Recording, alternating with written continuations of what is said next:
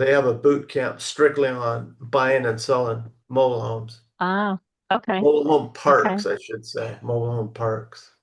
Yeah. I But have a friend that's really big into mobile homes. I'll have to see if he is aware of that. yeah, He they send out, probably they do is. podcasts and emails. They send out a lot of free information as well. So, Uh-huh. but Nice. Nice. yeah. Well, good luck with that project. Yeah, well, good luck with you too. Thanks. How many mobile Glad to homes do you chat with you. have in your park? Uh, no, there's only 10 in 10. there. Okay. Yeah, it's a small one. It's kind of right in the middle of the city. So Yeah. nobody's going anywhere. And what did you pay for that? Well, it's an owner finance. Okay. That's good. Yeah. So it was around 350. 350, yeah. Mm-hmm. You just make straight payments or are you paying interest on that? Just interest only. Interest only? Yeah. Mm-hmm. Sounds Yeah. like you got a good deal there. So It Yeah. does. yeah, now He's you get to ready to get work. it. Oh, hey. Hi, Barbara. Hey, it sounds like you do have a We're good deal there, Jenny. we were just sitting here chit-chatting. I thought I'd let you finish your conversation there and welcome Oh, everybody. Welcome thank everybody you. to the Q&A call tonight. Barbara, And hi, Randy. How are you? good yourself. Good. So I want to welcome everybody. I am, and for those of you who don't know me, my name is Barbara LeGrand Cockrell. I am Ron's sister and one of the mentors. And I graduated in 2007, and I'm also a licensed realtor here in Jacksonville, Florida. So I'm happy to help you guys. Been mentoring for many, many, many years and had the opportunity to help hundreds and hundreds of students. Now, So don't Barbara, be shy. was that college or high school in 2007? Oh, thank you, Randy. I actually graduated from high school when I was 16 years old and then went off to You, college and work and such. So do my hard knocks training. so, so now we know where Ron gets all his brains from. No, Ron is a one of a kind. I have to say that. I just That is posted true. something on Facebook, a picture of me and Ron and David and my older brother. Dave is the preacher, Ron's the teacher, and I'm somewhere in between, I put, but Ron is very brilliant marketing and very brilliant thinking and coming up with numbers, number person. So I don't know anybody else that's better at negotiating and marketing than Ron. He's great. The thing about So Ron is you just never know where he stands, though. I pretty much always know where he stands. So do I, and I love it. Yeah, No business reading as between the usual. lines. Right, business as usual. Cut the crap and Yep, no excuses. Get her done. get her done. Exactly. That's what you have to admire about Ron. I And love it about Ron. that's right. I used to tell people that when I was first doing this, that again, I tell everyone you don't get it from osmosis. It doesn't run in the family. It's not hereditary. It's not in the genes. You got to pick up the book and read it again. So I tell everybody, I tell my husband at the time, my late husband, that well, I got to go over to Ron's and get another kick in the butt, get the wrath of Ron. So in the early stages, but I had to go to classes and learn just like you did. He didn't give Yeah. me any favoritism there, like pick up the book and read it. And so, absolutely. And you get more, don't you, Randy? Oh, absolutely. Just like Yep. Jenny was saying on the commercial boot camp, if you haven't been, you want to go again. And every time you go, you learn more, you get better. There's just more to teach, more he learns from others and more he has to teach. And I forgot to give you guys some resources for the call tonight. If you go to ronlegrand.com/QA, then you can sign up for the quick start that's coming in January. Actually, we're here. It's 2 weeks from now, January 20th, Tuesday through Friday. It'll be in Jacksonville. Sign up. I hope to see you there. And that's the first one. And then there is one in February. So if you go to the link, ronlegrand.com/QA, then you have the opportunity to sign up or talk to a counselor or talk to anyone there and have any of your questions answered. So please write that down so you can refer back to it. So Randy, do you have questions? You're up now. Do you have some questions? My question would be, who is Who would you recommend, Barbara, for a list provider that can break out vacant land with mobile homes, residential, and then commercial? So if I wanted those four categories broken out and I wanted to send out direct mail marketing, what company do you recommend for that can provide that type of list with that type of detail? So you want to send out yellow letters? Probably yellow letters and a combination of postcards. Okay. Yeah, I just want to Well, get those out there so we get calls coming in and then start getting offers. okay. So let's see.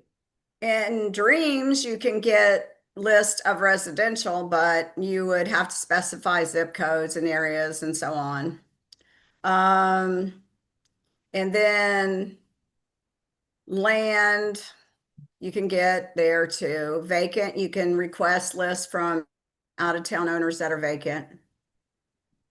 So member of the Dreams? I'm aware of Dreams. Yeah, I'm not set up with it. Okay. I'll call Course Advisor tomorrow and ask them about that so they can give you the specifics of that and what's involved. That's Okay. one. And the reason I say that is because Christy King is the yellow letter lady, and she does provide lists and coordinate you with list providers for different lists that you can have and that you can get and coordinate doing the yellow letters for you, where she will send out those yellow letters.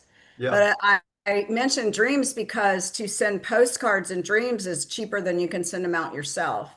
So if Okay. you can join Dreams, and actually you should for residential anyway, to get land and residential properties on Dreams, you can search for list, and it uses AI, Randy, to help you sort out the most motivating list. For example, you can combine a list of an expired listing with a low equity listing. And what that looks like, and of course, when you're requesting the list, you want to say expired's back like a couple of months, not 2 or 3 years. So a recent expired listing. So by Mm-hmm. combining an expired listing with a low equity, for example, that means that they tried to sell their house, but they couldn't, and they have low equity, meaning they bought it in the last few years. So they probably owe as much as it's worth, maybe a little more, maybe a little less, but not enough to pay realtor's commission and pay closing costs. So I bring that up for one reason, is that that is one specified list you can get from Dreams that AI will help with to give you a more motivated list. And that is one. Out of town owner that is vacant is another list that you can get. And there's tax delinquents. So I don't really recall if Dreams is that much into commercial, if you can find the commercial, or if it's just residential, to be honest, because I only use it for the residential portion of it. So, but of course, there's other ways to find it in commercial. There's other resources available, as you know, to find commercial listings. Yes. But as far as getting a list provider, I would say contact the course advisor, and also Christy King, the yellow letter lady, does provide you with list providers too if you want her to send out your yellow letters. And I'm Yeah, I'll trying give to, Christy a call. I've actually used Christy before, so. okay, yeah, she's great. Give her a call and Yep. see what she can do for you of combining you with a list provider and getting some mailers put out. Okay. But definitely check out Dreams. It does so much for you. And then not only that, you can skip trace for I think 9 cents a call. 9 cents. So you can find the list and you can mail to them, but you can also skip trace and try the numbers that they find and try to get a hold of the seller and call them directly as well. If you do both, it's even more likely you're going to get a deal, more likely that you're going to get a hold of the seller, find out what they can do. I haven't really done much with skip tracing. How do you utilize, I mean, when do you do skip tracing? Whenever you get a list, like you would send out the postcards, but if you want to follow up, and it depends on everybody's time and schedule. If somebody works full time and overtime, then they probably aren't going to be doing it. And then that's what you would want to outsource to your VA, get the elite VA service. And then the elite VA service can then make those calls. They can then do the skip trace list for you and of the same same list that you're going to send out the postcards. Once you determine a motivated list that has multiple motivating factors, as I mentioned, more than one, then you would get the list, skip trace it. They would give you multiple numbers to try. And then either you call them or you have your VA, preferably you have your VA because you definitely want to outsource all this. So you'd have your VA call them and send the letter or send a postcard. And then it's a double hit. And then it's like anything else, Randy. And I try to describe it like this. Marketing, you see an ad on TV or somewhere, radio, Facebook, somewhere. And okay, so you saw it. But then when you see it again, you pay more attention. And you see it again, you pay more attention. And by the fourth or fifth time, the odds say that it takes 7 times to get a hold of somebody before they're ready to make a sale sometimes. So by that time, you think, gosh, I should really investigate this. I should pay attention to this. So by you sending those postcards out and then you're calling, you're in front of them, you're in front of them, and you're in front of them. And then finally, when they're ready, then they will contact you because you're the person they're in front of. Just like a realtor, the realtors that get the business aren't the ones that have the fancy presentation. It's the realtors that show up when the seller needs them. Mm-hmm. So same thing. And these sellers may get more than one yellow letter, but if it's the time when they're ready, you send the letter when they're ready, then that's when they're going to call you. And so this is the point of, you asked when would you skip trace? You could skip trace and send that. If you get the Elite VA service, you could have them call those numbers too and pre-screen them and narrow them down, which is the right number, and try to get a hold of them while you're also sending mailers. Does that make sense? So Better just cold opportunity. calling. Well, I was trying to understand if I send out letters and I get those letters back because it says, wrong address for whatever reason, you get those letters back. Is that when you're skip tracing them? Or are you just coinciding cold calling that particular owner after you get the skip trace? Well, that's exactly what I said. Depending on your schedule, if you have Elite VA service to help you. I mean, if you're working full time in another job and you're doing this part time, that might be really difficult for you to fit all that in to do all of that. But obviously, if you get a VA, that's going to be great and you're going to make that happen. But I would, unless you are doing so many other marketing methods all at one time and sending out a lot of letters, a lot of postcards, and doing a lot of other things. And you want contact with people and you want it now, and you want the more motivated leads that you can get, the more opportunity you're going to have to get a deal. So why string it out? Make the calls, send the postcards. But then again, you got to have the time to do this. And so it all depends on your schedule, when you're working, if you have the VA, and so on. So if Mm-hmm. real estate is your full-time job, if you're doing it this way, or if it's part-time, and so on. But I think that by calling them, you're going to have to talk to them anyway, right? Ultimately, you want to talk to them. And sometimes by just sending out the mailer, you don't know really if they're interested in doing a deal or not, or even selling their house or not. But if you can contact them, you find out right away. So it depends, Randy, on your time wise, whether you're going to, and so on, like we mentioned. But yeah, I think that's a great tool. And with Okay. all the ones you're looking at, I think you got to kind of set priorities here. I'm not sure why well, you said vacant land, not vacant lot. So I'm assuming you're wanting to do something with mobile home, or perhaps pass it on to a builder or such, right? We're actually looking to put new manufactured houses on it. Okay, so you want to do the building, you want to put new manufactured. That makes perfect sense then, why you go after vacant land. Yeah, Mm-hmm. so I believe you can find that in Dreams as well. Once you have the subscription, you can go in there and search all the time, and then it does deal alerts to alert you to when those properties come available. I was just trying to understand if I send out a postcard or a letter, right, to that person, Mhm. but they don't respond because Ron's always saying what you're looking for is people to call you back. Now you know Yes, they are motivated. right. So, but if they don't respond, you're saying to call them and get their information via skip tracing so that you can call them. Is that what you're saying? I'm saying that's a great idea to call them and try to track them down as well. Ultimately, you have to talk to them. Hmm. So you can either do But those multiple. people wouldn't be motivated though, right? Because they didn't respond. Well, that doesn't necessarily mean that they aren't ready right now because they didn't respond immediately. It depends on the situation most of the time, right? But Randy, just like a person in pre-foreclosure, a lot of times they'll bury their head in the sand and they just won't deal with anything right now until they're ready. So Hmm. you're trying to find out if they do have motivation, if they are looking to sell. And so leaving a phone call and even a text gives you more opportunity to get in front of them and have response back that way. So Yep. again, you got to marry this with I the the there's no clear cut answer what you should do, but what you could do, depending on how many mailers you're sending out, because you're got all these four categories at least, depending on how many mailers you're consistently sending out and what you're doing to get other means of getting leads coming in to whether you're going to call them or not. And again, if you have the VA service, but yes, that's a great tool is to use the skip trace and do that. Even to search for vacant houses. When you're out looking for vacant, ugly houses, of course, you can go to your property appraiser's office and you can search the owner and make sure that it's the owner and not the bank.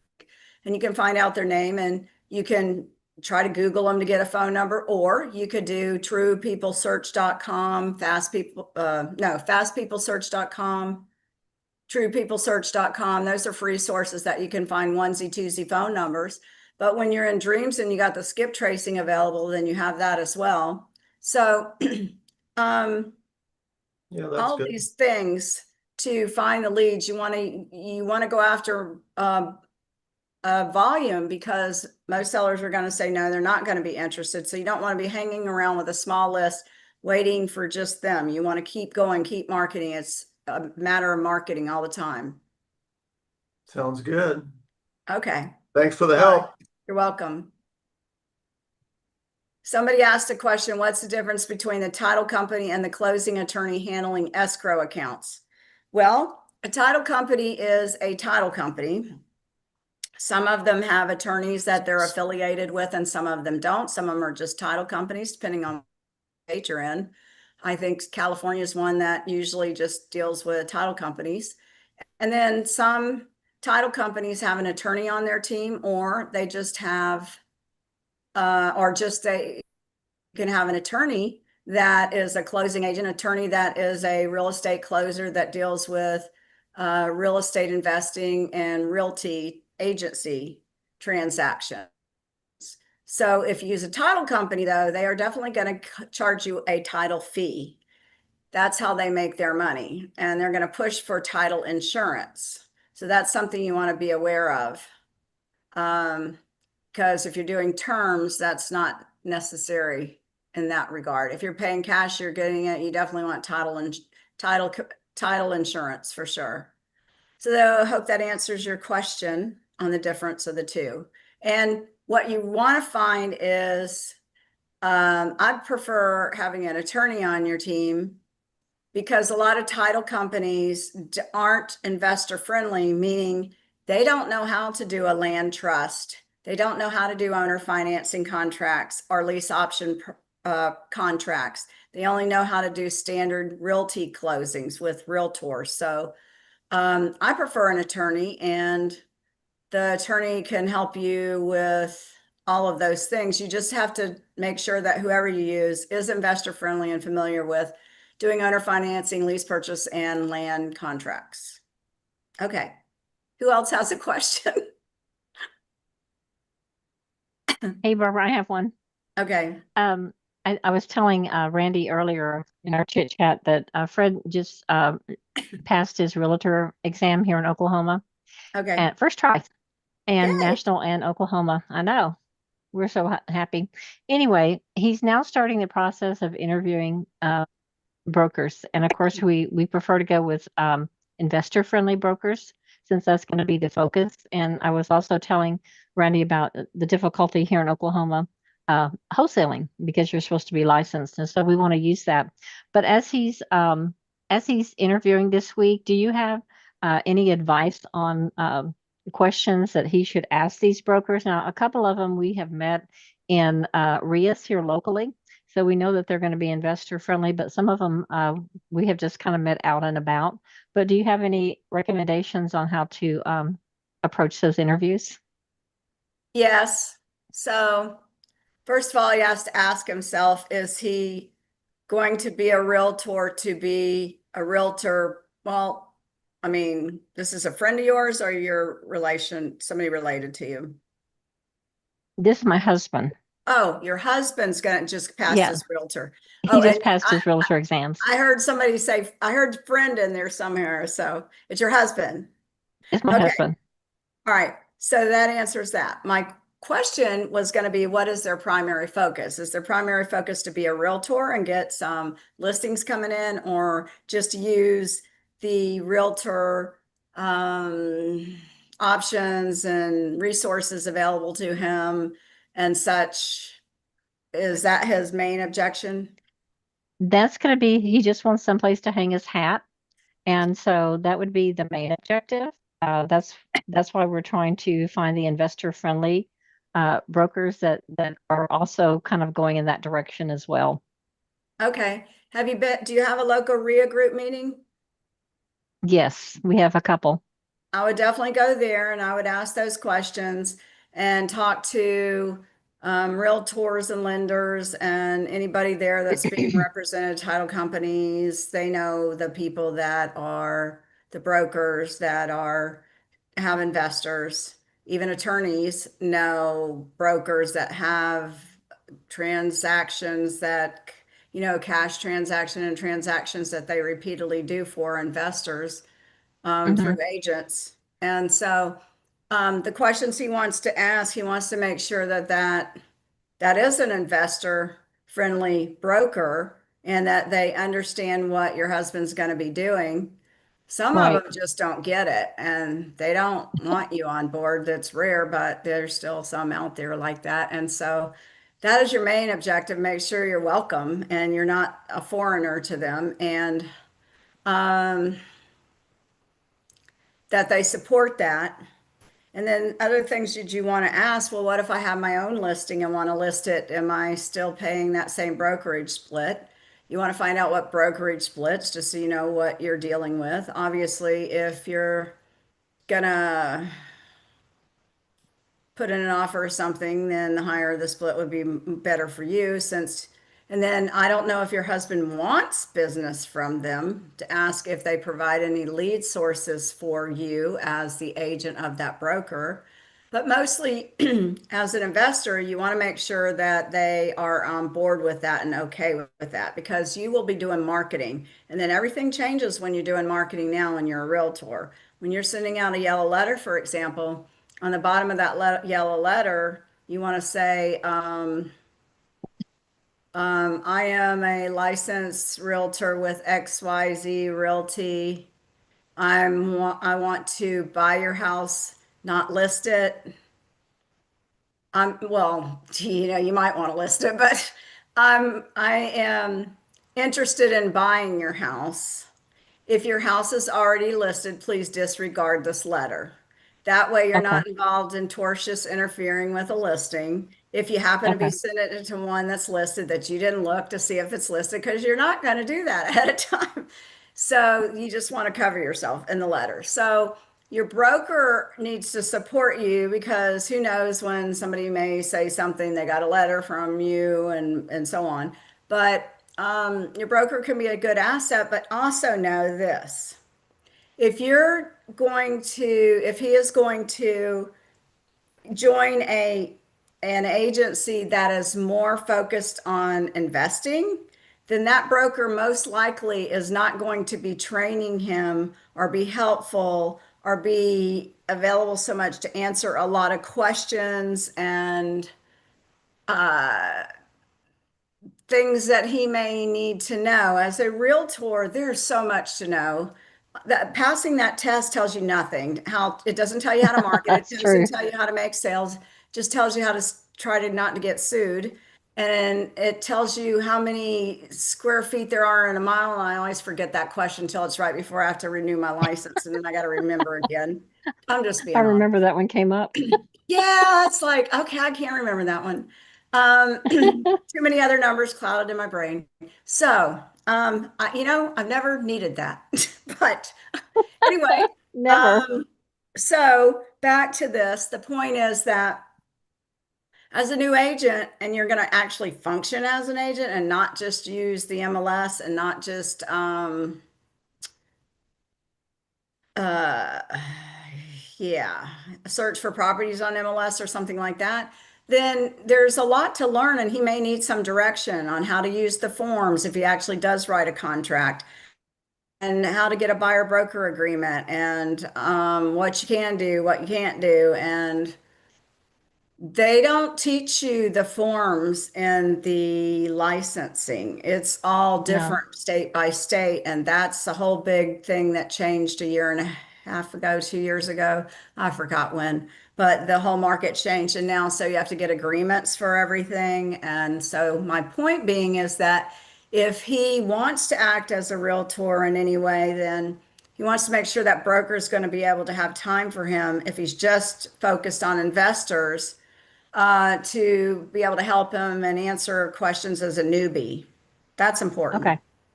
Yeah. Okay. Okay. So trying to find somebody that can help him on both sides of the fence in the beginning. Yeah, if he wants to focus on being a realtor. And, if you are a realtor, then it opens it up so you have 2 out of 3 chances of making a deal. Obviously, you want to talk to that seller, and the writer downer question is, what are you going to do with the house if you don't get all cash? And that tells you, if they want all cash and you're trying to determine if you should follow up, that's the question. And then they'll either say, yeah, I'm just going to try to sell it on my own, or no, I'm definitely going to list it with a realtor. Or, there's no way in heck I'm going to do it on terms. That gives you a clear answer. But if Yeah. it doesn't give you a clear answer, then you follow up, and you want to keep following up. You want to get that deal. But say they say, okay, well, I'm just going to list it with a realtor. Oh, okay. Are you working with any other realtors? Have you talked to anyone else? And so, I am a licensed realtor, and I can provide a market analysis for you and help you. But you want to make sure you've exhausted all efforts to try to get it as a real estate investing deal first, not just, stop that process. But that's what I'm Right. saying you can do. And so that would give you 2 out of 3 ways to turn that deal into profit. And if he doesn't, as a licensed realtor, he can still ask that question anyway, and then Hmm. refer it to another realtor and get paid that way too. Okay.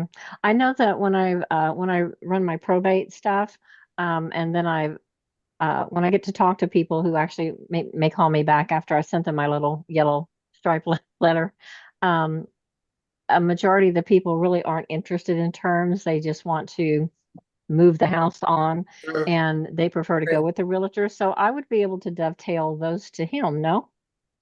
Yeah, of course.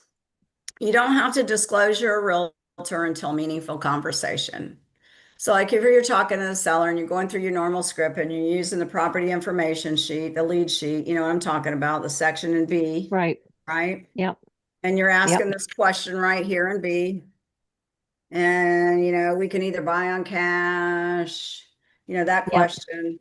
Right. So once you're screening them with that, and you get through that, and they shut you down, and you ask them the question, do you want to hear your options, or do you have to have all your cash at closing? And they shut you down. No way in heck, not doing that. I need all cash. Then yeah, you can go into that and see if that might be an Let him know option. my husband's a Risk. realtor, and yeah, I mean, I'm Exactly. not the realtor, but he would be the realtor. So, The what? and that was the other. Wait, the I what? wouldn't be the realtor, but he would be the realtor. Okay, so let me clarify something right now so that when he gets his license and he says it right, it's not real a tour.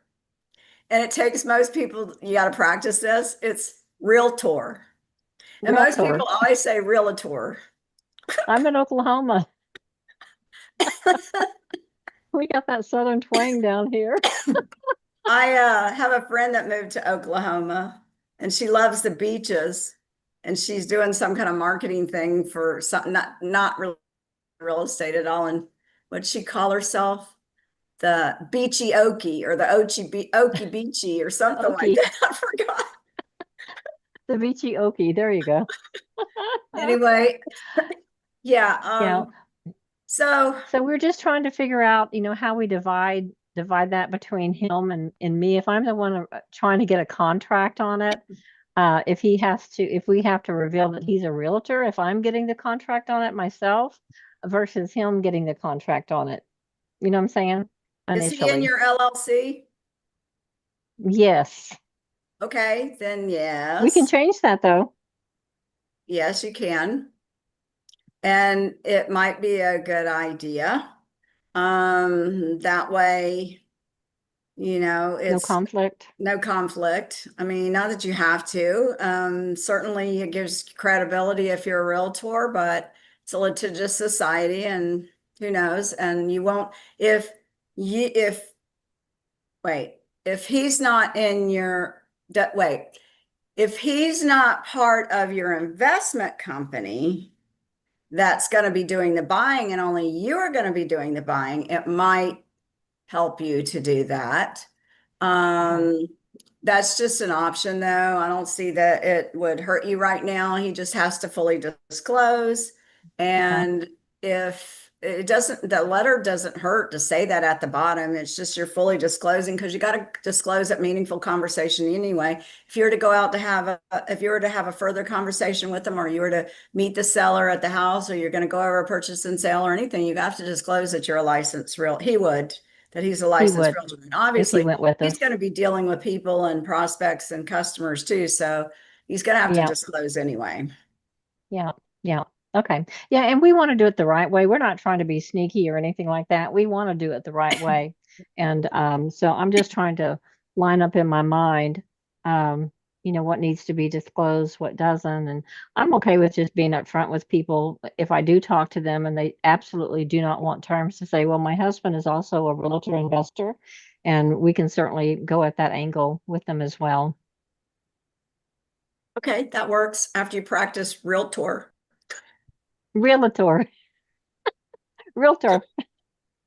Might Thank you look for a that little funny if correction. you're calling your husband a realtor. Realtor. He's a realtor. Thank you for pointing that out. You're welcome. I just notice it. It just comes to me. It's like one of those things Ron's always looking for when you say, eh, and because he's mastered speech, and it's just normal that once you are one, you pick that up when people say that. Real quick. Yeah. Well, thank you. I You're needed that welcome. correction. I'm okay with it. So I had to practice when I was starting to ask people because I knew that the script said we usually buy with nothing down, okay?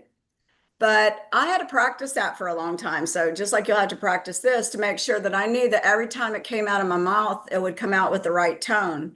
So you just need to practice that. And the same thing with asking those questions. When you believe in it, not, well, we usually buy with nothing down, okay?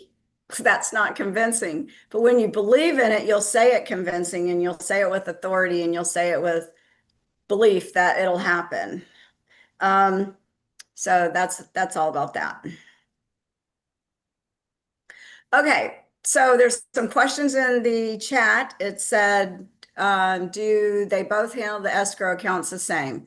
Yes, a title company and attorney will handle it the same. They would handle it the same. It doesn't matter which one you use. And then do you have to let your broker know the investing side of your business? Yes. You do not want to not let your broker know that you are an investor. You don't want him to find out the hard way because you sent a yellow letter and then somebody complained because that yellow letter went to their listing and that agent's calling you to complain about you. You want to be on board with your broker. You don't want to do it behind their back. You need to ask questions because you need to let them know that you are an investor and what you're doing, and make sure they're on board with that and such, and that they support that. that you're doing that, because they pay errors and omission. They want to know what you're doing, and you should do things the right way, obviously, but they can be an asset to you if you will coordinate with them and let them know. And of course, hopefully, if you're a big investor, then you want to pick an investor-friendly broker for sure. Doesn't mean that's all they do, but one that's definitely friendly with investors and welcomes them and supports them and helps them. So who else has a question? Barbara, I've got a handful if you don't mind. All Kevin. right. Okay, Kevin. Yeah, well, if I may, let me just tell you where I'm at here for a second, and then maybe make it easier for you to respond to some questions. I'm coming up to the class next week, and Okay. signed up for Dreams a few days ago and playing with it over the weekend, and probably pull the trigger on the VA service maybe tomorrow. Okay, great. And so I've been playing around with Dreams a little bit, and have a little assortment of questions on that. Maybe you can answer for me. Do we once we come up with a list, and I personally am going to be targeting, as you said earlier, low equity expireds, uh, hopefully low hanging fruit. How many of those? Well, no, what I want to ask first is, once I get a list of those, do I skip trace those myself, or just turn them over to the VA and let them skip trace them? Well, if you have the Elite VA service, then you can turn them over to the VA and let them skip tracing, or you can get the skip trace list and send it to them. Either way.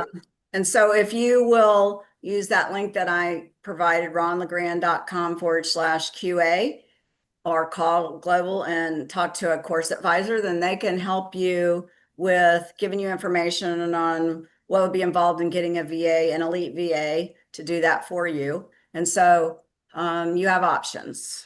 With the Elite VA, they can do it for you. Yeah. Okay. By the way, I've been working a lot with Isaiah. Okay, great. That's just Yeah. a question that I wasn't able to pose to him yet. What's the AI credits in Dreams? I saw a video earlier somewhere that said something about AI credits. What do you mean by credits? Well, I don't know either. Okay. I was So watching the video that Beverly sent me just earlier today. That is an introduction to Dreams. And in watching that, the woman that was making the presentation was talking about AI credits. I didn't know what that was. who's Beverly? Christy, I'm sorry, not Beverly. Okay. Beverly, his wife, not his sister. Yeah, so I was just Sorry. clarifying that, make sure I was clear if they have somebody else in there.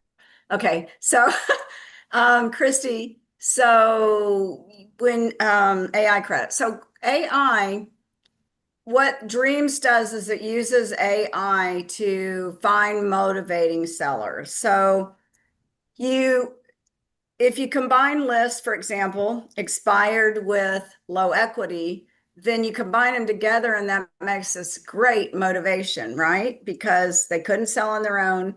They don't have much money in the house. So they're more likely going to be able to sell to you on terms where they'll let you just take over the payment, make the payment, and then do the wraparound mortgage, and it should be pretty seamless because they don't have a lot of equity to get. There's nothing to gain. They just want that debt off of them. So, um, so that's an example of two lists that combine together create more motivation. So what Dreams does, it has AI backing it to find those. For example, out of town owners combined with vacant would be really good. If the person is not there and the house is vacant, then the landlord, the seller, needs to do something with it. So he's going to be highly motivated. And don't forget to ask if they say no to selling on terms to do a lease option, because they may be open to doing a lease option where you can put very little to nothing down, maybe just a first month's That's what they're used to getting. And so they'll do nothing down and they're used to getting a year's rent. And so you can make it even better for them by doing more than a year, ask for 5 and no tenants and no toilets to oversee and to manage when you buy because you're going to handle all the repairs. So back to your question of the AI factors, that's what Dreams does is it uses AI to create those lists. Okay. Do the VAs have any idea as they're going through the hundreds of cold calls that they're making, whether they've ever called a particular seller before for some other investor? Like as an extreme example, if your VA called house at 123 Main Street at 2 o'clock Tuesday afternoon, and then he's done with you, and at 2:30 he starts on my list, and son of a gun, there's the same house, and he happens to remember, I just called these guys a half an hour ago um, for Barbara, and now Kevin wants me to call the same owner. He got this, our searches for whatever reason turned up the same house, and then so they're calling the same owner twice for two different investors. Now, it not likely it's going to happen back to back where they're physically going to remember, but surely with all us guys pounding on the same houses and the same lists and everything, there's going to be overlap. So do the VAs have any idea if they've ever called these houses before they They call? do. They keep an Excel spreadsheet of all of the leads that they've called. And if they remember, they can make note of it and not call them again and just take the notes from that. Whether they do remember, I don't know. I mean, that's like you asking you, do you remember calling so and so? Probably by the time you see that house picture, if they look it up somewhere on Zillow or somewhere, then it kind of jogs your memory. But if they have called them, they'll probably, and they know they have, they'll make the same note on your page and not call them again on your lead sheet. That's rare that that happens, but don't let that deter you from calling that seller because I'm going to tell you it is the person that is there in front of them when they are ready to do something that matters. Kevin, it's not that it's when they're ready. So you want to call them, you want to continue to follow up with them. And if it's something like a pre-foreclosure or inherited, you want to just keep calling them and sending them follow-up letters until they're either done, they're gone through foreclosure or they call you. So that same analogy I gave you earlier about marketing and being in front of their face and having a better opportunity through multiple contacts that they'll call you then. Okay. One other thing, if I may, and then let somebody else uh, ask some questions. The in Dreams again, for any given house, it shows the retail value and the rental value. How reliable are those? Do we go by those very much, or um, just a real generic starting point, or what? And the thing is, what you see is when I pulled these lists, the expired low equity over the weekend here, getting used to Dreams. And what you typically see in almost all cases is what the seller was trying, what their listing price was noticeably higher than the retail value that Dreams produces. You know, 30, $40,000 in the case of a 400,000-ish value house. And so when it comes down to, well, we'll pay full price, you know, what's full price? The seemingly inflated listing price that didn't seem to work out, or the Dreams retail value, how much, I don't know, weight can we put on that? Well, I tell students call and find out because let's talk about Zillow. The Zestimate is not the value.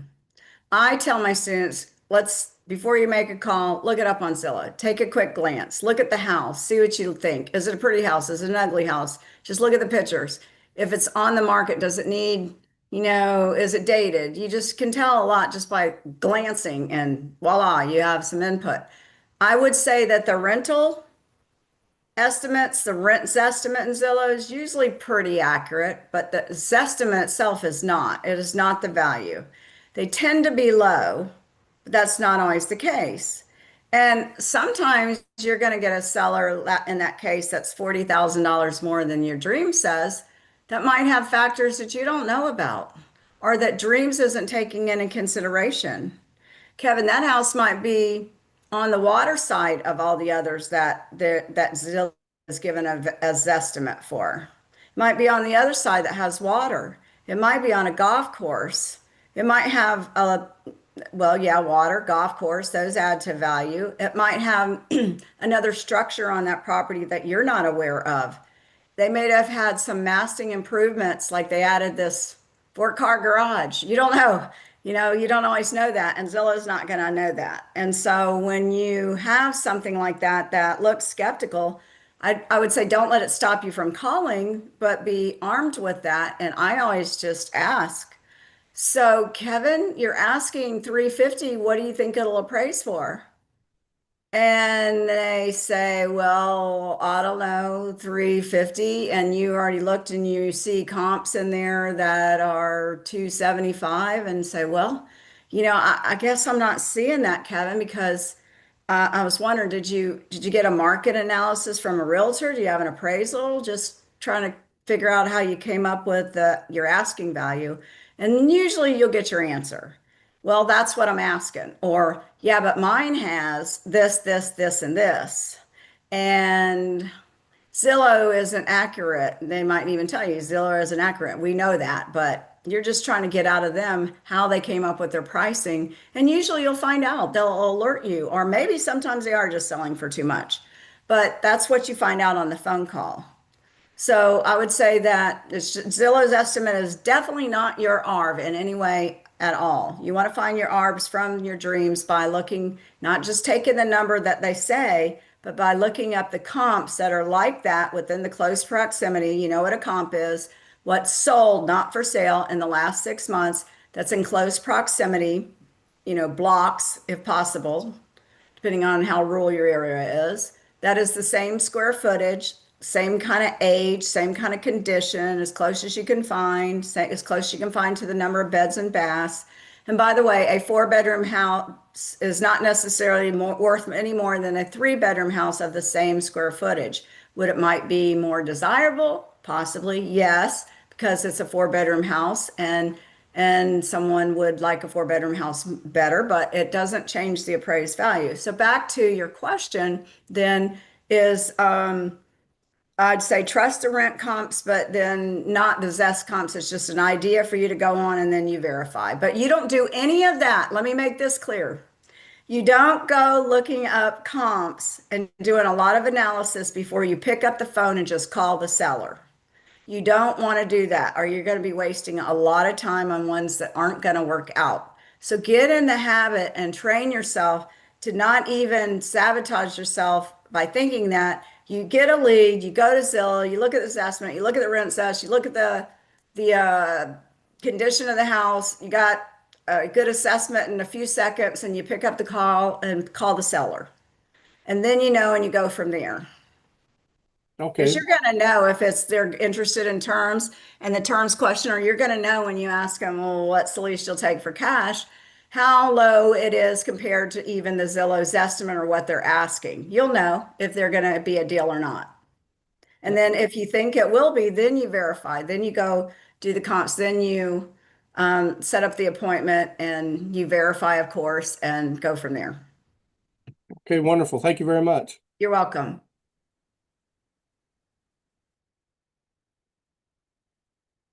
Who else has a question? Jerry, did you leave us? Jerry, I saw you on the line, but didn't get a chance to talk to you. Did you go away? I'm still here. Hey, how you doing? I'm doing wonderful. Thank you. Awesome. I That's a love it. great background. Oh, you like that? I do like that. Be Yeah. nice to be there right now. It's kind of cold here. Well, in relative, it's kind of cold in Jacksonville, Florida. It's cold to me. I'm actually in Tennessee right now. I suspected that kind of makes you think you're somewhere else. Okay. in Florida. Yeah, where it's cold right now today. How you doing? You doing good? Yeah, I'm Any more still deals getting right now? still Anything you getting want to that. share to the rest of them? Your wisdom? Um, I I I've been getting over $500 a month positive cash flow for I don't know 3 years now from my first pretty house deal. It works. The one I was involved with when Yeah, I it, was it advising you on? works. Yep, that's great. And you were just honest with them and open, and they were willing to do deals. You didn't force them to do anything, did you? Nope, nope. I'm listening to them and I'm trying to think. I wanted to you know, take over the debt that they had on it, which was about 265, and the rest of it was like I don't remember the numbers now, but the rest of it was like 70, $80,000, and I'm like, I want them to let me cash them out, you know, 8, 10 years down the road, and I just couldn't figure out exactly how to do that. And then finally she said, "Yeah, this picture over here is my daughter. She'll be graduating. They had adopted a girl." And I said, "But when's she going to be graduating high school?" And she said, about 10 years down the road." I said, "Aha." Yeah, there you go. And that's the way I pitched it. I said, "Imagine being able to pay for her college 10 years from now." And she's like, "How could you do that?" And I was like, "Well," and I showed them. And then my mentor showed me how to make up the paperwork, and that was it. It Yep. was done. Yep, I remember advising you on that one, and that's the one where that you were giving them positive cash flow each month too, right? Hmm. And then you're also getting the positive cash flow. I love it. It's great. I want about 20 more of them. I love it. I love it. I want some more of it, right? You want more deals. Okay, well, thanks for sharing that, Jerry. It's good seeing you and talking to you. Glad you're doing well. Who else has a question? John, are you speechless tonight?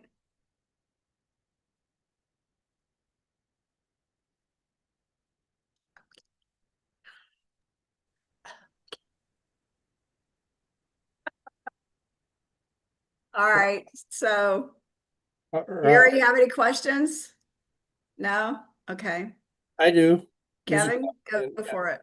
you were talking about realtors and listings and something you mentioned tortious interference or something.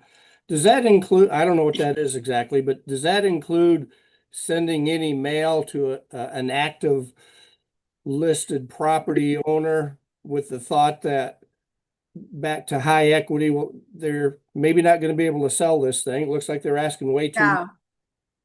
No, no, it has nothing to do with that. It's only a realtor, not a realtor, but a realtor term.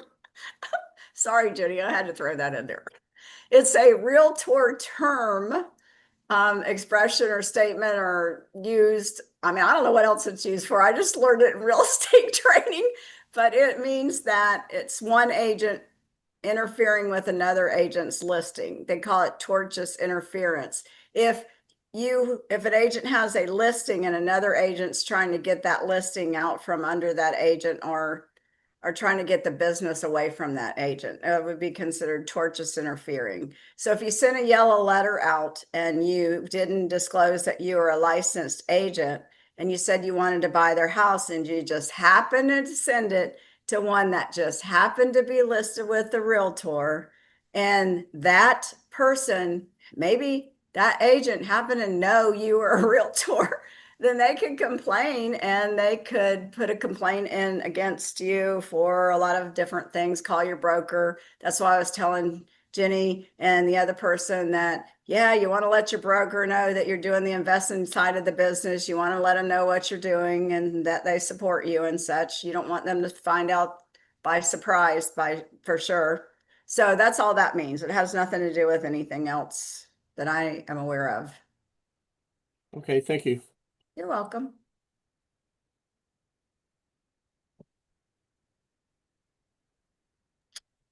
Okay, guys, who has a question? I have Silence a is not question. golden. Okay, go for it, Gary. Um, I just call them agents, then I don't have to worry about the or not. Just, I don't know. Hopefully everybody understands what I'm talking about when I say the agent. Um, can you hear That you me? don't have to worry about the what? The realtor or realtor. Okay. Anyway, um, and you don't have to capitalize it when you're spelling it in your thing. You just put the H. Anyway, have a situation where I've got a lease option for 5 years, which is really short. Um, and it's coming up um, on the 5 year, and I'm going to try to renegotiate. The person that's in the property is not going to qualify. I don't think they're just paying rent. How many They're, years are left on it, or how many months are left on this lease option? it's a little over a year, but I want to get it taken care of because I'd like to extend it. Ron says you can talk to him and extend it. But I guess my question is, You can, but before I forget to say this, let me say this, Gary. Now's the time, because think of this. Now's the time that you got to take further action. right, You can get the seller to extend it, and if they will, that's great. But if they won't, now you got to really decide. If you go to put another lease option tenant in there and you only have a year left to pay and they don't cash out within that year, you just lost this. So right. you have to Yep. make 100% sure that they're qualifiable now, or you should sell it to an end buyer. And now's exactly when you want to be able to find out before any more time goes on, so you know what to do in your exit strategy. Okay. Well, that's been my concern because I don't want to get uh, y- y- the person is staying in there, and I'm going to have to get them out because if the seller does not extend, does not give me another 5 years, then I'm going to have to get and I can't, I don't think I'm not going to try to put somebody else in there if I can't get an extension. That's stupid, but I'd have to either sell it or give it back to the seller. I mean, those are my two options, I think, right? Is to try to sell it on the market if there's enough margin in there, or give it back to the seller. Well, okay, so If they won't your renegotiate. wait, you have one more year left. Is that tenant supposed to be out now, you said? Well, they were supposed to be out before. We put 2 years in. But if they're paying, Ron says if they're paying and things are going good, you just keep it going. Okay, so you And put them in there for 2 years, but they're supposed to be out now. And now you have another year with the seller left on your terms, right? On your right, term. right. Okay. So, and you know for sure they're not going to be able to buy it. I haven't checked with them in the last 6 months, but the last time they were okay, but they couldn't see themselves buying it. Well, I would definitely check with the seller and see how flexible and how willing they are, and then you go make your decision, because if you get them out now, you could potentially put it on the market and sell it for, is there a spread there? Do you have some equity to gain from selling it Yeah, now and make profit? there's Okay. some equity in it. I mean, I think what you're asking is can I float the payments and still be okay? No, I'm asking if you were to sell it to a cash buyer or a buyer that's going to get a loan to cash you out, is there equity in it from what you owe the seller to what you would get from your buyer when you put it on the market. Yeah, there should be, Okay. yes. All right, then that would be your option. You could screen somebody pretty heavily right now and get another lease. I wouldn't continue if their lease is up now. I would, and they can't do it, then I wouldn't put them back in there myself, because that's just buying a little bit of time for you to then have to get a cash buyer. So unless the seller's going to extend it. And then so I would try to find an end buyer that can cash you out and make it work, so that that you can get the bigger spread. Otherwise, I would try to put another non-refundable option deposit buyer in there, knowing that's the last you're going to get and last you're going to profit from it, if that makes sense. Unless the seller is willing to delay it or do something different. Does that make Okay. sense to you? Yeah, no, that makes perfect. That's kind of what I was thinking. I just want You didn't give me confirmation. numbers, so you're gonna have to play with the numbers to see which makes the most sense for Of you. course, of course. Yep. Yeah. And make sure you look at all the numbers. That's always the catch. Yeah. I've got another question. Okay. Have you ever so I've done in the past, I've done some um equitable interest release where I get the property under contract at a discounted price. And once I get the contract under, I let them know I'm going to be making money on this. And I go out and find a buyer on the MLS or whatever. I pay maybe 4%, because you got to pay at least 3% for the buyer's agent. And then the listing service, I'm not an agent, so I'd have to pay about a 1% on a flat fee list. Have you ever, are there any drawbacks or issues that you've seen in doing that? I mean, it's kind of a last, I want to have terms. I mean, that's the best. But if I can't get terms on a pretty house, and of course, the question then is, am I jumping the gun and losing money by not waiting the seller out? Right? I'm giving him another option that's not a terms option. That maybe I could have made more money if I was a little more gutsy and waited it out, a little more patient. But have you heard that before? I know that Ron doesn't talk about it. It's a little more cumbersome because you've got an agent involved now, and you basically have an equitable interest release that when it goes to closing, you get your money. You put the buyer and seller together, and you take your money. It's kind of like doing an option deal in a way, I think, um, or a seller finance deal. But it's I'm not doing any seller financing. I'm just, because they want cash. They don't want to.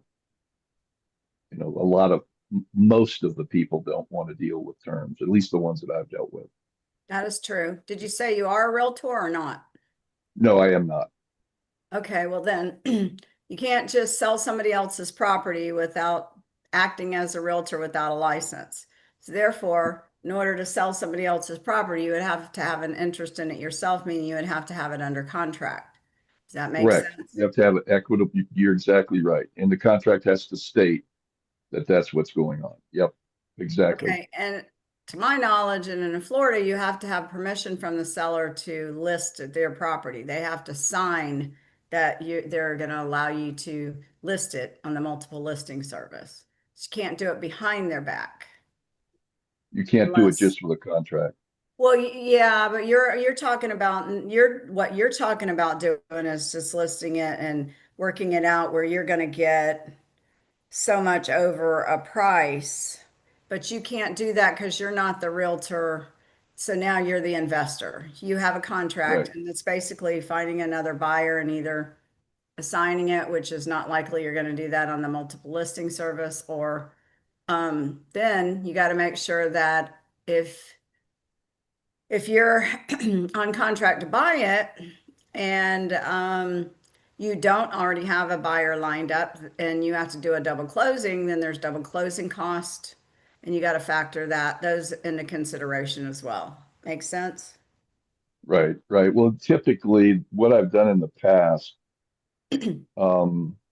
is I get it under contract with the seller and tell them that, there's going to be people coming through the house and so forth, and inspections and stuff like that.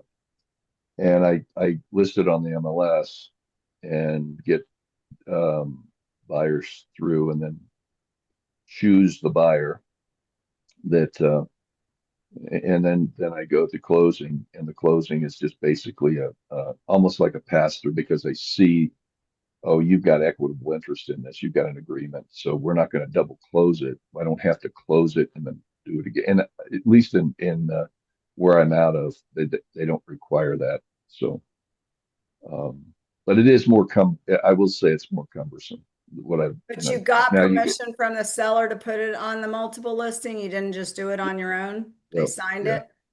Okay. Yeah. Okay.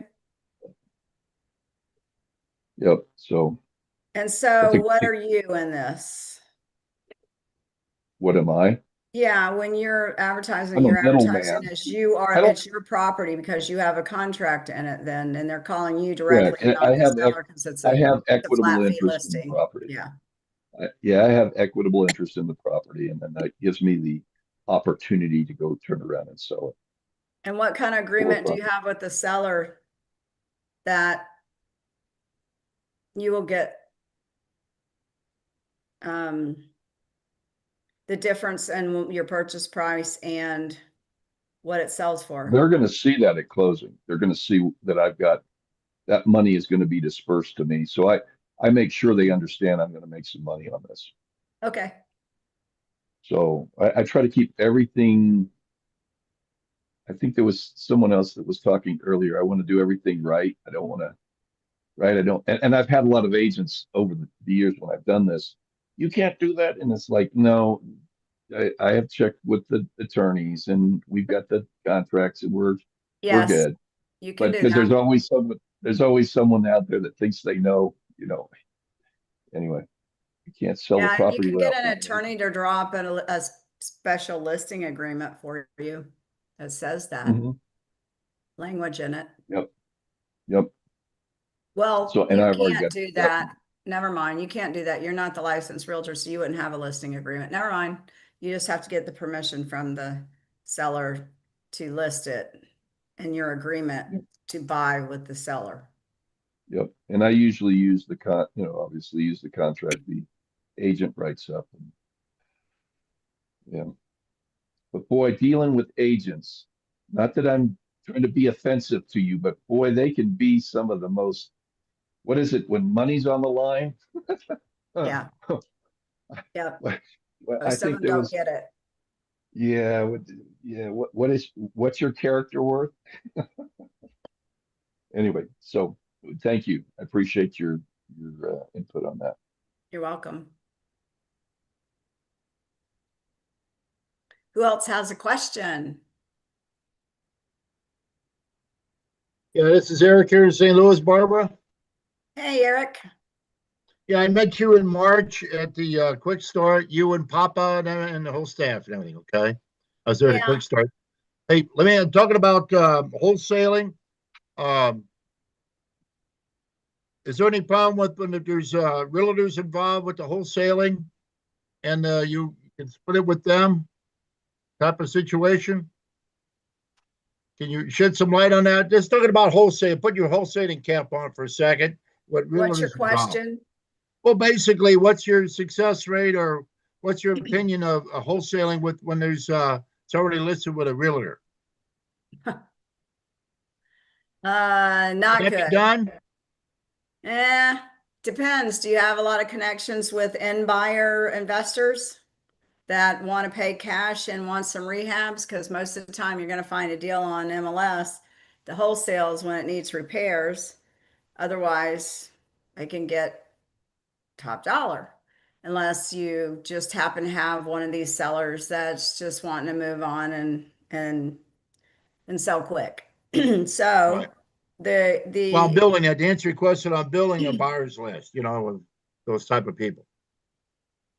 Yeah. So you said, is it easy to get them from the MLS? No, because now I have the hiccups. No, because when it's on the MLS, they're usually marketing it for, you're asking the realtor to put it on there and they're going to give you a market analysis. And then, of course, the seller makes the decision, but they're going to give you a fair idea of what the property is worth. And so they're likely going to list it for that unless it needs a lot of repairs. And then they may mark it way down to where that's an option. But generally, not so much to wholesale.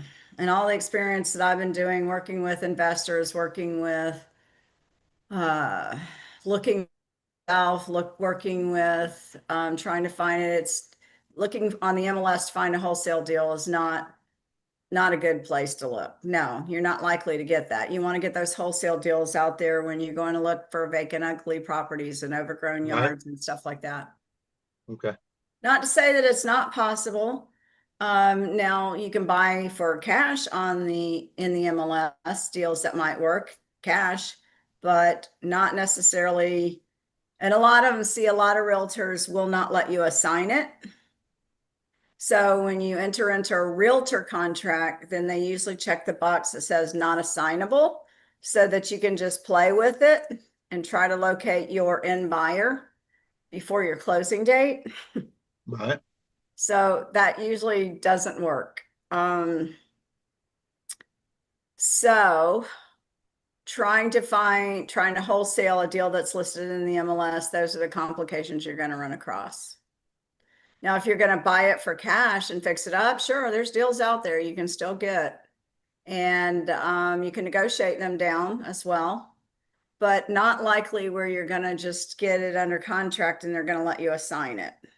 Now, if you close on it and then you get it to another investor that you can wholesale it to, that's good if you get it cheap enough. But that's where you really want to know your numbers and you want to be thinking, what will they expect to pay for it? And you got to get it cheap enough that it's under the Mayo and under the Okay. Mayo enough for you to make a profit on it. Right. That makes sense? Yeah, it makes sense. And then the other one, Ron brought this up when I was at a quick start. He goes, you may or may want to get your real estate license. I don't mind getting it. I was going to go full time in 2026. What would be a pros and cons if you're, you trying to do wholesale through Ron quick start and the turns business, going to get your real estate license? Would that give you some leg up? Leg up on what? Well, and a competitive advantage, competitive advantage on things. No. If you just want a license to check the MLS, I wouldn't advise it. It's taking the course and 45-hour course, learning it. And as I mentioned, you're not going to learn anything about marketing or selling houses in the course. What state are you in? Missouri. I don't know about Missouri. Missouri, but I know here that you learn a lot of information about protecting the buyers and trying not to get sued and just the legalities of everything, but you don't learn how to market properties. You don't learn how to buy and sell. You don't learn how to work with buyers. You don't learn any of that stuff. And so once you're licensed, then you're held by certain standards. And as I mentioned earlier, you have to disclose that at meaningful conversation and in your marketing.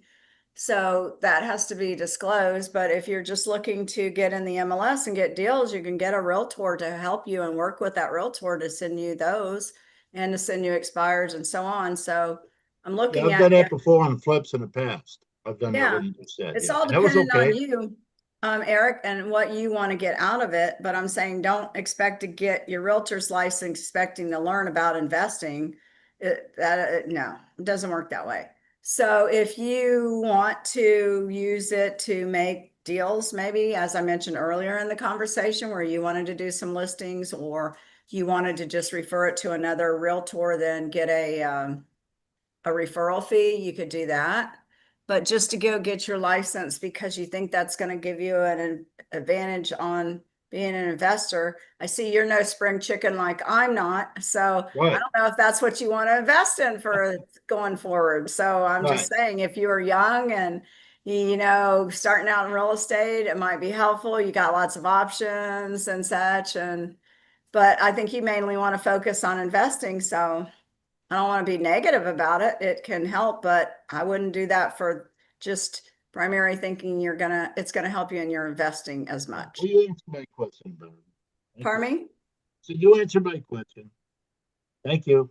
Yeah, I just want to be very objective. I'm not trying to talk you out of it in any way. Just want you to be very objective. And then if you are considering it, go get the book and look at the questions and the stuff that you're going to learn, and that might help you decide. Okay, thank you. You're welcome. Who else has a question?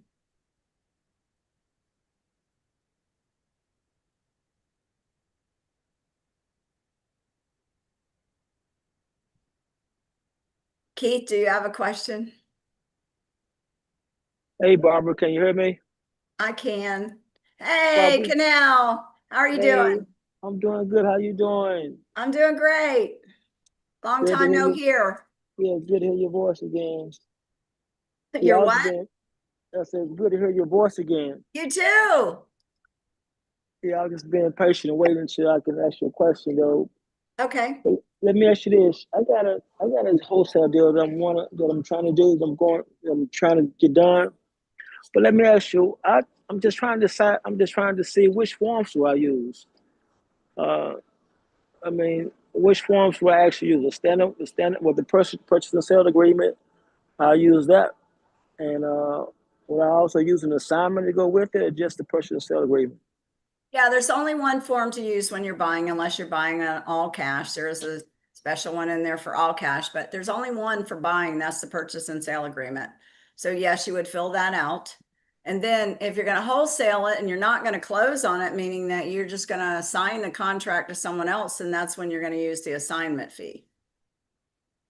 Yeah, I'm going to assign it. I got a list of investors that I'm going to send it to.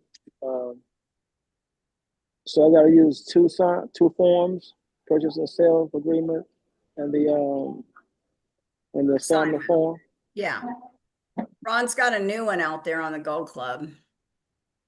Which one is that? Well, you'll know when you see it. I think the dates are more current. It's a longer one. So you want to work with the title company or the attorney, and you let them know that you're going to be assigning the contract. Do you already have the buyer lined up? I got a list of buyers. I got one that's keep calling me, so I'm probably gonna try them first. Okay. But I'm just trying to see the assignment form. Is the assignment form the purchase come first, right? The purchase come first with the seller first. That comes first. Am I correct? Yeah, you got to have a purchase and sale agreement with your seller to name the terms and your equitable interest before you can be able to assign anything. That's what you're assigning. So when you get that agreement with your seller, you are assigning those exact terms. If you get terms with your seller, then you're assigning it in that way, then you are only getting an assignment fee, and the buyer is buying exactly the terms that you have on the purchase and sale agreement between you and the seller. Yeah. You just have an assignment fee that you're going to get. Okay. I just gotta find the forms. Is both of the forms on the Go Club? Yes. Okay. Good. Okay. All right. Well, that's all I wanted to ask you. Okay, All so right. keep in mind now, when you're filling out that contract, you want to not have to pay any closing costs as the seller, right? I mean, as the buyer, if you can negotiate that in, you're signing that contract, it makes it a whole lot more lucrative to your buyer not have to do that. But of course, you're going to negotiate the best you can with the seller, but just keep that in mind. Thanks for saying that. Right now, we Yeah. got it at no closing costs. She's not talking about it, so I'm not talking about it. Okay. Thank you for bringing that back up too, though. Yeah. Right. And then the money down, you need to make sure you thoroughly understand that, because then if you're getting an assignment fee, then there's going to have to be money down to if the seller wants money down, then there's going to have to be money down to the seller and your assignment fee. So got to make sure the margins work for that, and you're not pricing your buyer out of a deal because there's too much cash to come up with. So you want to negotiate really well with your seller. So I got to negotiate money down along with the the closing costs. Is that what you're saying? We usually buy with nothing down, Of okay? course. Yeah, of course. Yeah. Yeah, Yeah. that's what you're negotiating. Yeah. Yeah. How close to nothing can we go, right? How close to no closing costs? I mean, how close to nothing can we go? So yeah. But like I said, right now we're not talking. She wants to get rid of it. She wants to sell it. I got a list of investors that's calling me on it. So, but let me get it on the contract. That's what I wanted to hear. But I wanted to see did the contract have both the assignment in it and the purchase on it. But it doesn't have it. So I got to look and go to Go Club and see both two different forms. So, okay. The contract says that you can assign it, Okay. but it's not the assignment form. That sounds So okay. this is just between you and your seller, the purchase and the real property, the standard purchase and sale agreement. It's Okay. between you and the seller. It says that you may assign it, so it gives you a right to do that. And the And assignment's between me and the buyer then. The seller has nothing. yes, you're assigning it to the buyer. I think the first paragraph of the agreement, the very top tells you can assign it. And then your assignment form is your agreement with your buyer. So the buyer's fully aware that they're going to pay you 20,000 or whatever they're going to pay you to, for you to assign that to them, and they're going to close on that purchase and sale agreement. Okay. Okay. Because you're going to Okay. tell them the terms and they're going to see what terms you have with the seller. That's the only downside is they'll know the terms you have with the seller. So if you got some super good terms and you're trying to get a lot of money on the assignment form, that can bring resistance if you don't do a double closing. So you got to take that into consideration too, Canal, because if you got a lot in there, a big spread, you might want to go ahead and close it and just sell it to your end buyer, so that, because most of them are going to see how much you're making. Well, I can't give you that, but I can give you this. They're going to Yeah. negotiate you down. So that's So let me, something to take into consideration and know your exit strategy. so let me ask you this then. So will they want to see the purchase and sale agreement also? Are they gonna want to see that too? The buyer? Well, your assignment form said that you're assigning that purchase and sale agreement. So they're going So to they want to gotta know what they they're gotta see getting, it. what They they're gonna want to see buying. it. They gotta see it. Okay. Okay. I got you. That's what I wanted to know. That's what I Okay. wanted to hear. Okay. Hope it works out for you. Let me know if it does. Send me your testimonial. That'd be awesome. Okay. All right. Sounds good. Okay. Thank you. You're welcome. Who else has a question? I got one more for you, Barbara, if I could. Okay. Um, as I said earlier, I'm probably going to sign up for I guess it's Leads a Lead is what it's called now, the VA service, the 10-hour a week version. Do you have any idea, because I don't yet, how many cold calls can they make in a 10-hour week or a 40-hour month in that program? I don't know how long it takes them. Can they, because I don't want to conjure up lists that are either too big or that they can't handle it in the given week or month, but I don't want to do it too small either and then get to the end of the month like, hey, I've only used 12 hours of my 40 hours. Do you have any guidance as to how many leads/calls they can handle in a Are you 40-hour doing this month? full time or part time investing? Uh, Probably full time. I'm retired, so Okay. go So my ahead. suggestion is that I don't think you can have too many leads, because even though you get a lead is not a person that you have sent a postcard to. That's not a lead till they said they're interested in selling their house. So I don't think you can have too many leads. And so the VA can call a lot. And keep in mind, Kevin, they're not going to get everybody on the phone every time they call. So they're going to dial, dial, dial, dial, and so on. And so they're going to go through a lot of numbers. And I would suggest you give them a lot of lists and a lot of skip tracing to call if you're getting that's if you're getting the elite VA service. I don't think for 10 hours a week that you can, oh, wait, yeah, that's true. So, So they can help you in a lot of ways, and I wouldn't worry about overloading them. I would just try to get as many sources as you can, as many lists as you can that makes sense for your area, that makes sense for you, that you start with and see how that goes. In other words, you could easily pull some motivated lists like we talked about in either your zip code, if it's not big enough, then multiple zip codes, or just in the city as a whole. And so you can do it that way. And then the important thing is to be in good communication with them on a regular basis and then know what they're doing and how much they can handle. When you call to sign up for the VA, the course advisor may be able to shed a little bit more light on about how many they can handle in an hour, but there's no way to guarantee that because it depends on whether they talk to somebody, right? So they can make a lot of dials, but it depends on how many people they actually talk to in an hour. So but I wouldn't worry about overloading them. I'd just say keep coming up with a great list. And then if you have to slow it down and tweak it, you can. And guess what? If they can't get to it and they've got a skip trace list, then maybe you jump in there and you make some phone calls and you start eliminating some too. And, it's not that our VA doesn't run our business. Our VA is our assistant. It's up to us to run our business and to do our part too. We don't just leave it to them to run everything. So if that answers your question, then you should also be either spending your time getting more marketing, more leads, more prospects, meaning people that need to sell, not just want to sell. That's what you want to spend your time doing, and then call the ones that you get pre-screened, but doesn't mean that you can't call some too, All right, good. Thank depending you. on how much time and effort you want to put into your business. All right. Okay, very helpful. Thank you. Welcome.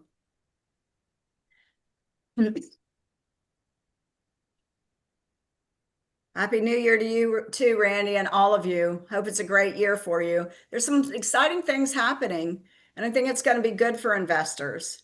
Um, Lots of things. I think for a while people were kind of stagnated. They didn't know what to do. They didn't know what to expect with new government and new things, whether you're for the good president or you're not for the president.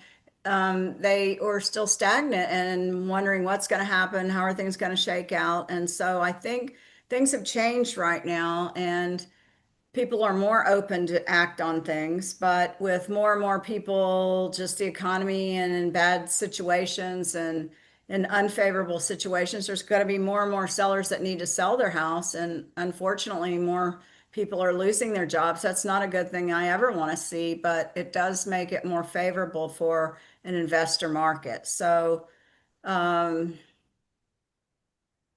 a lot of things are happening. So get out there and start getting some leads, some good quality leads, and taking action and doing it with confidence. It makes a huge difference. Um, just like Connell, I was talking to you earlier, it makes a huge difference if you go to that seller and you sound convincing that you can make that deal when you're negotiating with that seller than when you're hesitant and you're skeptical or you're sounding really weak. You got to pass on that confidence too, and they can detect that. So I think some great things are going to happen this year, and it's going to make it more conducive for investors to get deals. I think things are breaking through right now. But hey, that's way above my pay grade, and I'm not up there in the whatever.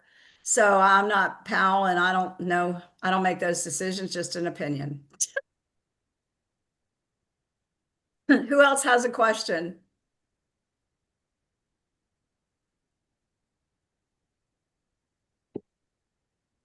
All right, well, it's about 8:30, so if no one else has a question, we're going to wrap it up for this evening. Again, if you would like to get more information or if you want to attend the quick start, there's one coming up in January. It's January 20th. And you can go to ronlegrand.com/QA, or you can call Global directly and talk to a course advisor and they can help you. But there's many resources out there to help you get enrolled with Dreams, to help you get your VA started. So take advantage of those resources and get out there and make something happen. Be positive and just keep believing. As someone said earlier, yes, it's definitely a numbers game. Most people are not going to say that they want to do terms, but you just have to be the right person that's there at the right time, that they're ready, and that because you contacted them and you followed up, because follow up is definitely the key. So make sure you do that. It's crucially important. So hopefully, all of you are going to have a great year. That's what I'm wishing for you. So get out there and take some action. Hopefully I see a quick start. Thank you, Barbara. You're welcome. Bye, everyone. Good night, Barbara.